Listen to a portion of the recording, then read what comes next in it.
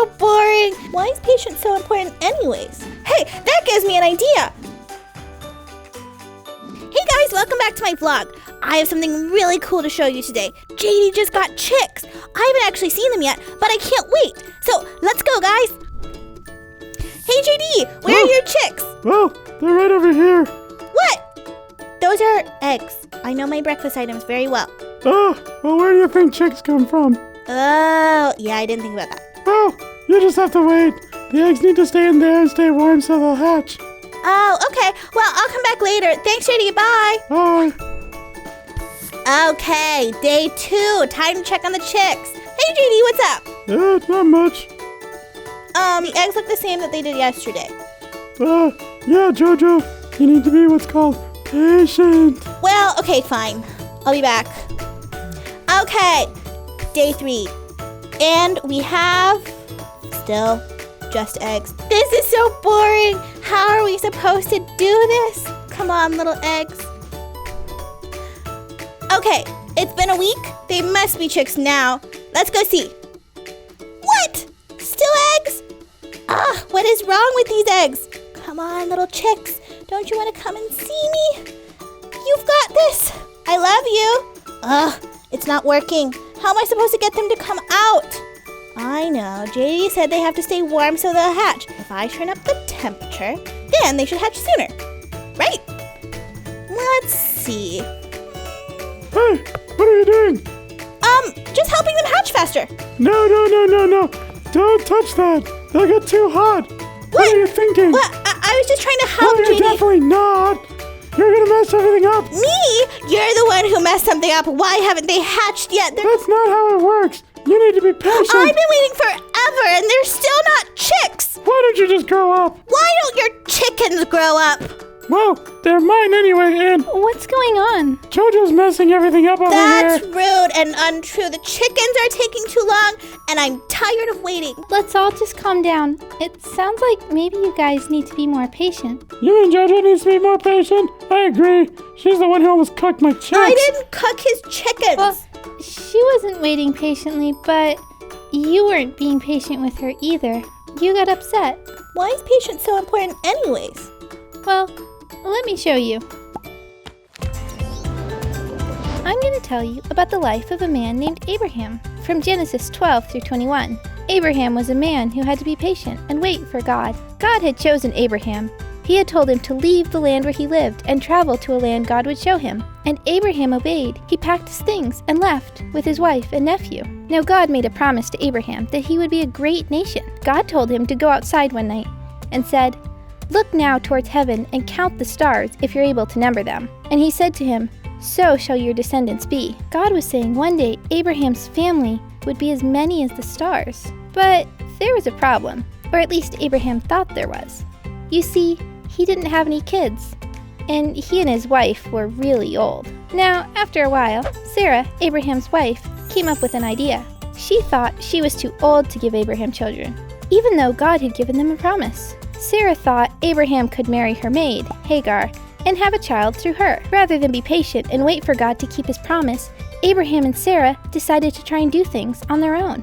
Abraham and Hagar did have a son, but that wasn't the child that God had promised Abraham. When Abraham was 99 years old, God came and told him that he was going to give Sarah a son, just like he'd promised. Abraham couldn't believe it. Sarah was 90 years old, but there's nothing that's too hard for God to do. And the next year, just like God had said, Abraham and Sarah had a son and named him Isaac. God's timing isn't always what we want. Abraham had to wait years and years for God to give him a son. God could have done it sooner if he wanted to, but God always knows what's best. That's why patience is so important.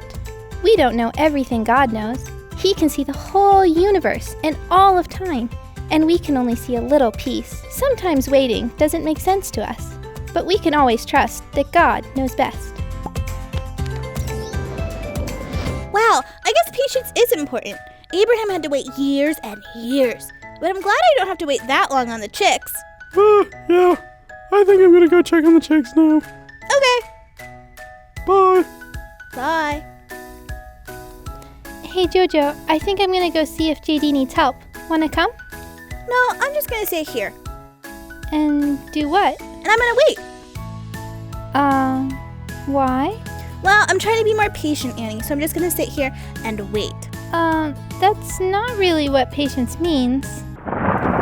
Oh no! It's raining, Annie. I was gonna play outside later. Well, Jojo, you can have patience during the storm, too. Well, then I guess I'll just sit here and wait for the storm to stop, too. Having patience doesn't mean you just sit around and wait and don't do anything. Wait, it doesn't? While you're waiting, there are things that are in your control, and there are things that are out of your control.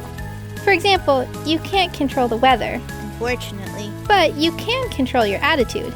You can respond with a grumpy attitude, or you can choose to still look for reasons to have joy and things to be grateful for. Another thing you can control are your words. When things don't go the way you want, you could choose whether you complain or instead use your words to encourage. The third thing is your actions. Do you choose to throw a tantrum or find something good to do with your time? So even if I can't control the weather or when the chickens will hatch, I can choose how to respond and use my time wisely while I'm waiting? That's right. Whoa, like right now, while I'm waiting for the storm to pass and waiting for the chicks to hatch, I can go find JD and see if he needs help with anything. That sounds like a good idea. Thanks, Annie, bye! Hey, JD. Huh? I'm sorry I got impatient earlier. It wasn't very nice. It's okay. I forgive you. I should have tried to explain things to you rather than just getting upset. I wasn't being very patient with you either. It's okay. I forgive you. I came to help you while we wait for them to hatch. These chicks need the right amount of time and the right temperature, otherwise they won't hatch. For now, while we're waiting, I'm gonna work on making a chicken coop for them. A chicken coop? Hey, that gives me an idea. I gotta go, JD. Bye! Oh, bye. I thought you were coming to help me. I'll be back later. Hey guys, it's time for a craft to help us remember what we learned today about patience. I'm going to show you how to make a really cool chicken coop. So let's get crafting. For this craft, you're going to need this template, which you can find at inthegapkids.org or at the link in the description box. You'll also need scissors and something to color with. I have markers today. Also, if you want to make your craft extra sturdy, you can grab some popsicle sticks and glue. First, start by cutting out all of your pieces.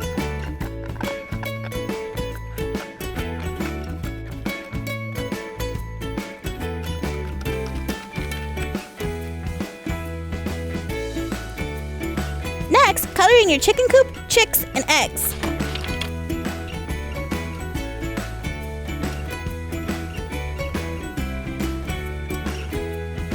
If you want to make your chicken coop extra sturdy, glue popsicle sticks in the shape of the triangle onto the back of your chicken coop tab. Lastly, fold all of the tabs on your pieces backwards so that your pieces can stand up on their own. Wow, great job, guys! Your chicken coops are looking amazing. These chicks are so cute. I'm gonna name mine Eddie, Edwina, and Alvin. Alvin's a little special. On the back of the coop, we have one of my favorite verses, Romans 8:28. This verse reminds me that even when I can't always see what God is doing, I know that His plan is always for my good. So I can trust God even when I don't understand and when I have to wait. That's all for now. I'm gonna go see how the real chicken coop is coming.